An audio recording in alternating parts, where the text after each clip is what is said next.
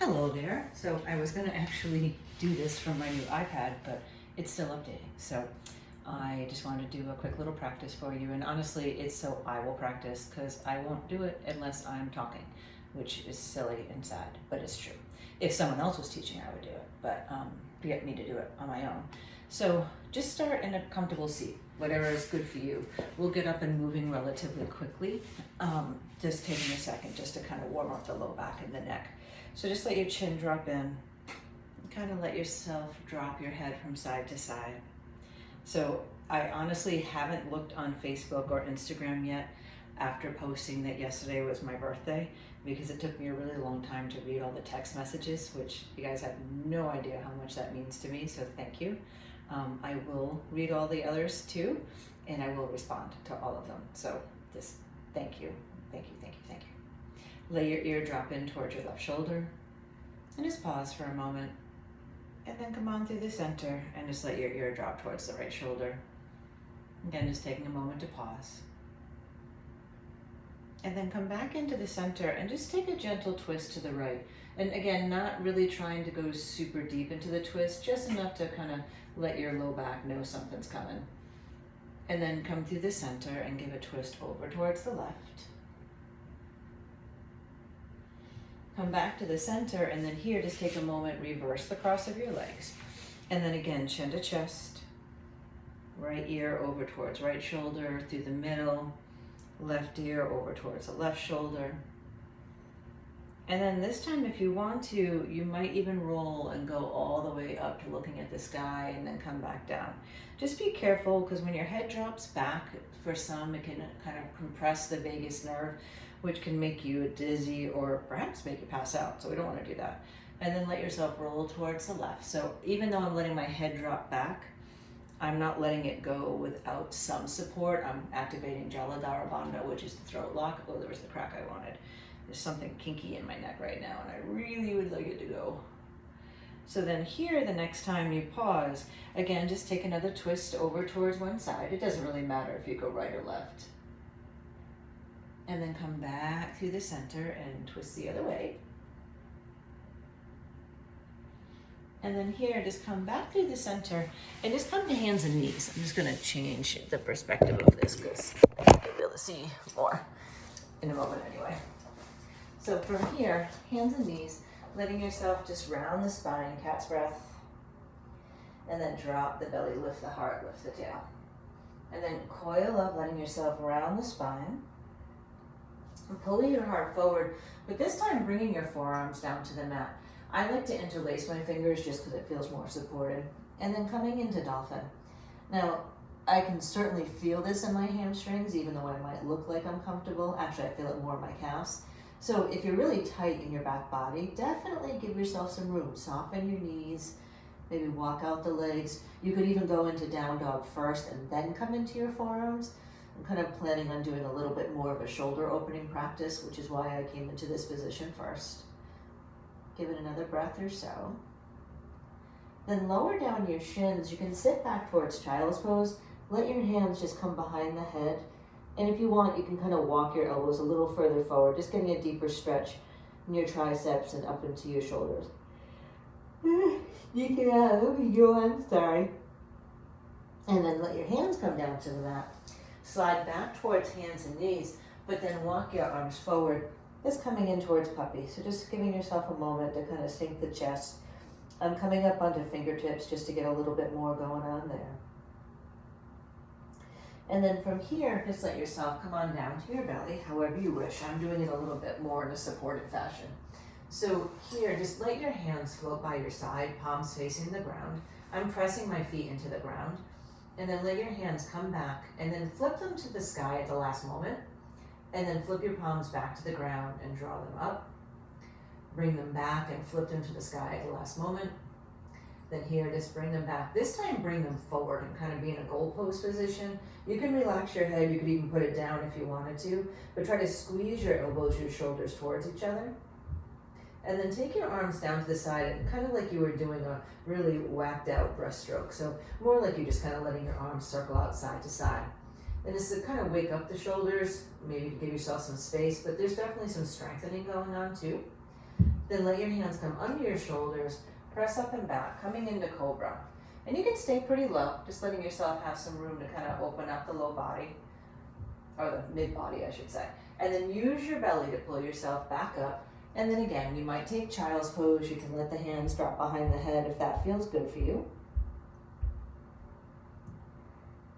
And then once again, bring your forearms down to the mat. And I'm just shifting because I have things surrounding me. And then coming in to dolphin again. This time press into one foot, take the other leg to the sky. It doesn't really matter which one first. And then, something pop, and release it. Take the opposite leg to the sky. Open or closed hip, I don't have a preference. Right now, it's just a matter of letting it feel good. And then come up onto the balls of your feet.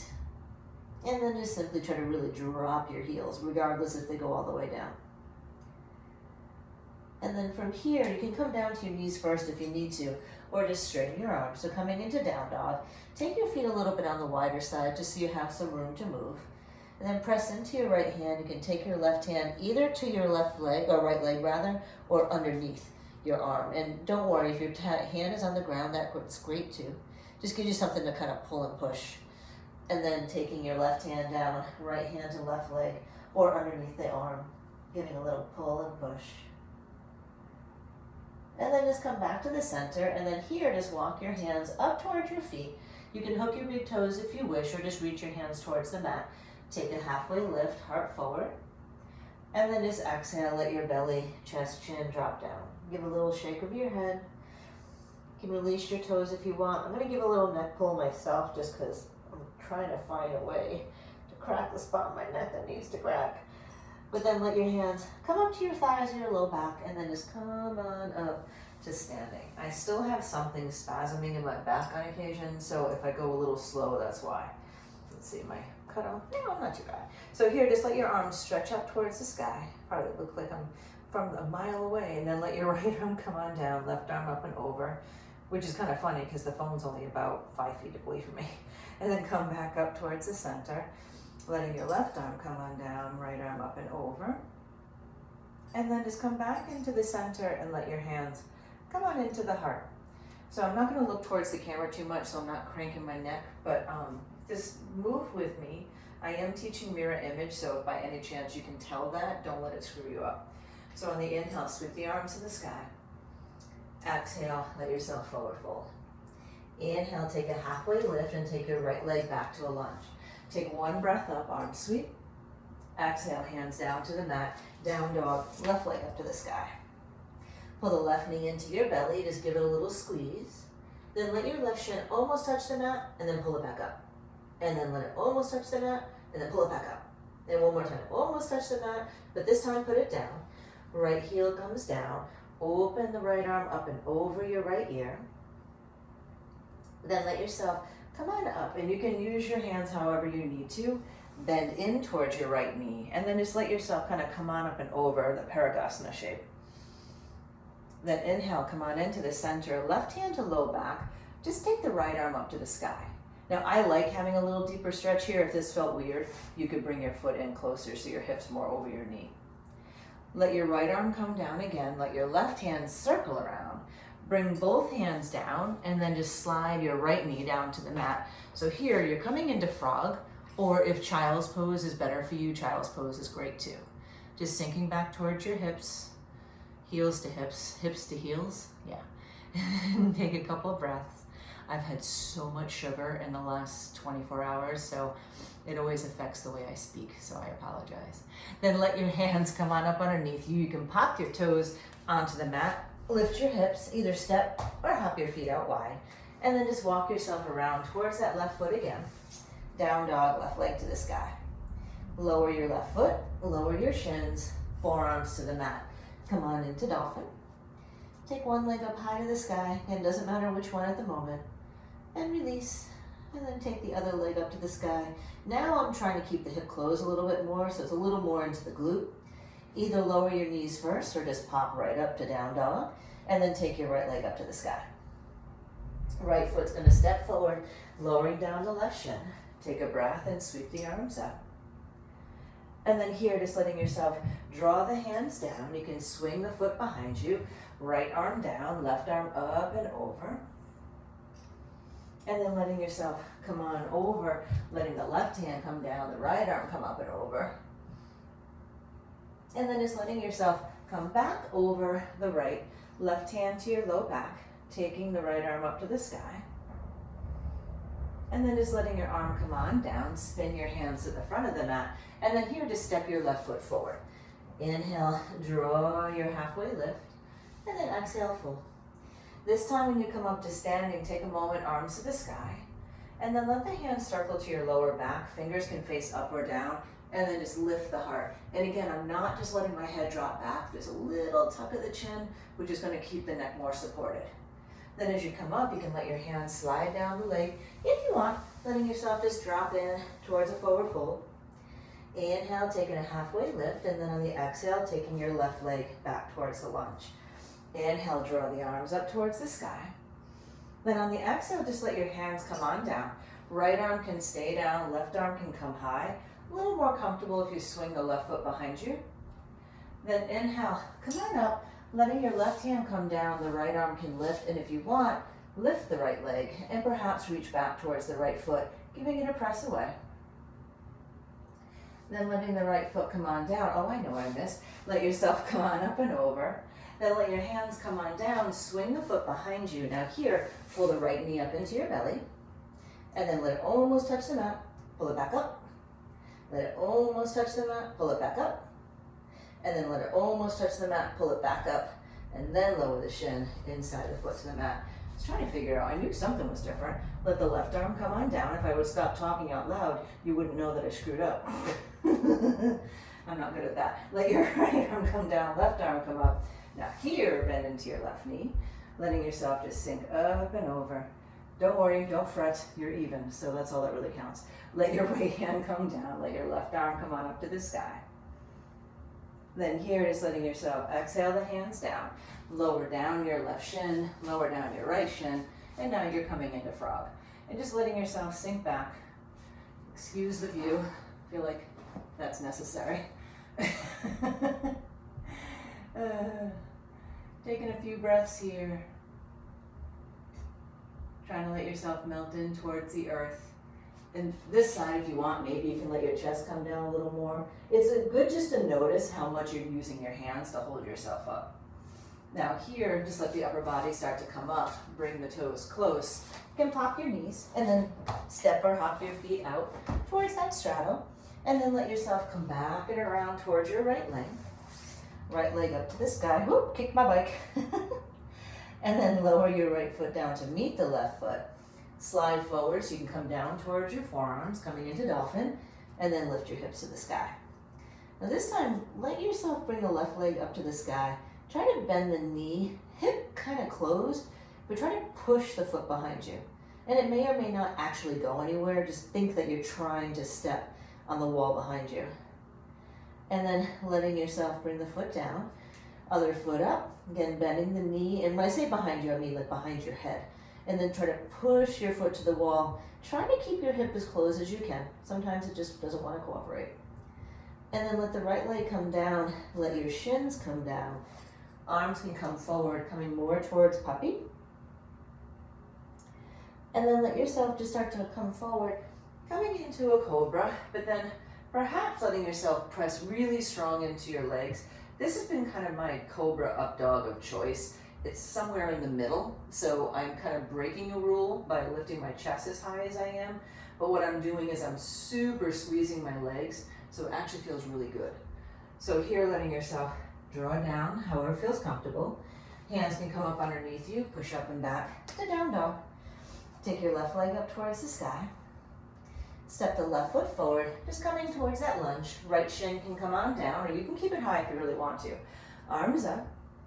Then here, just letting the right hand come down. Let the left arm come on up and over. So this is how I transition the other side, so we're just balancing out. Let your right foot come on down. You can swing up and over, just getting real long on your side body if you want. Lifting the left foot, perhaps reaching back for it. And then let your left foot come on back down. Use your inhale, use your breath to draw you up. You can circle the hands around, straighten out the right foot behind you, and then just step right foot up to meet the left foot. Here, I'm just turning so I'm not talking sideways, but coming in towards Malasana, you can drop your hips.